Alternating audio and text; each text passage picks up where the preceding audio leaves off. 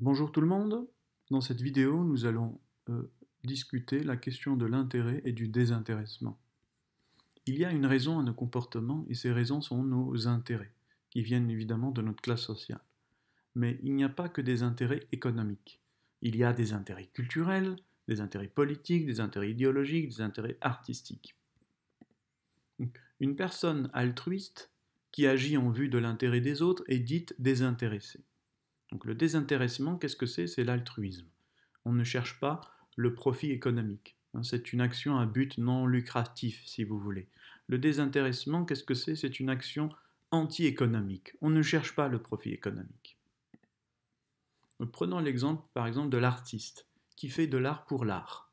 Il fait de l'art pour l'art.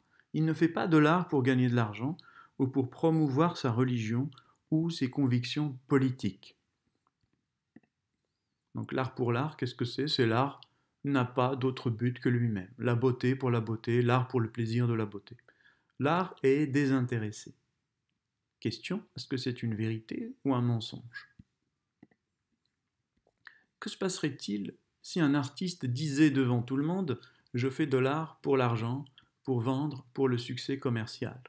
Eh bien, il serait sans doute déconsidéré. Donc, il a intérêt à dire qu'il fait de l'art pour l'art. Il a intérêt au désintéressement. Donc on peut appeler ce genre de stratégie l'intérêt au désintéressement.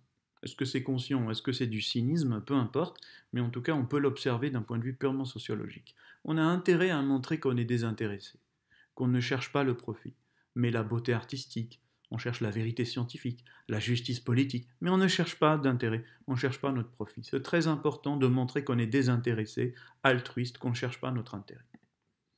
L'homme politique, le scientifique donc, l'artiste, défendent publiquement des valeurs universelles désintéressées, c'est-à-dire dans l'intérêt de tous. Les valeurs universelles, ce sont les valeurs qui servent l'intérêt de tous. Donc ils ne mettent pas en avant leurs intérêts privés. Ils ont intérêt au désintéressement. Le champ culturel et artistique est-il un champ anti-économique où le profit est inexistant?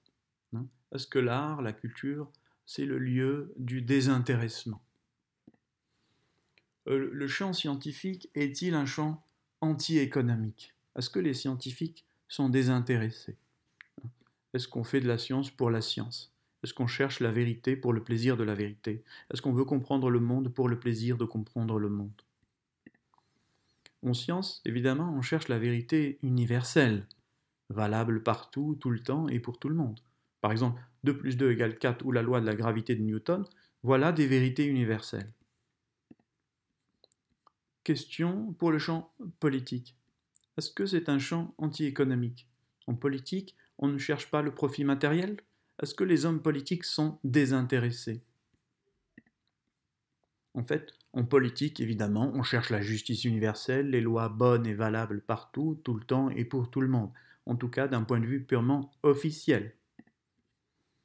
Le champ politique est-il le champ de la justice pour la justice? On cherche la justice pour la justice, on ne cherche pas nos propres intérêts. Mais alors, que dire des corruptions et autres malversations du personnel politique?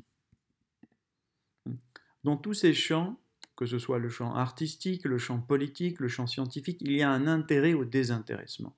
Donc ceux qui se montrent désintéressés, altruistes, généreux, sont respectés, admirés.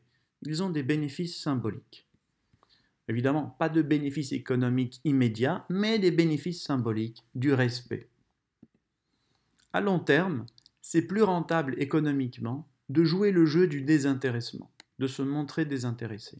On sait sociologiquement que les écrivains désintéressés, qui font de l'art pour l'art, vendent plus de livres à long terme que les mauvais écrivains qui cherchent le succès commercial immédiat et qui sont vite oubliés. Alors, cette question de l'intérêt et du désintéressement, il ne faut pas que ça vous fasse croire que ceux qui défendent l'art pour l'art, la justice pour la justice, ou la vérité pour la vérité, mais qui ne cherchent pas, qui font semblant ou qui jouent un rôle, ils font semblant de ne pas chercher le profit. Parfois, il y a évidemment des gens honnêtes et sincères. Tout le monde n'est pas hypocrite.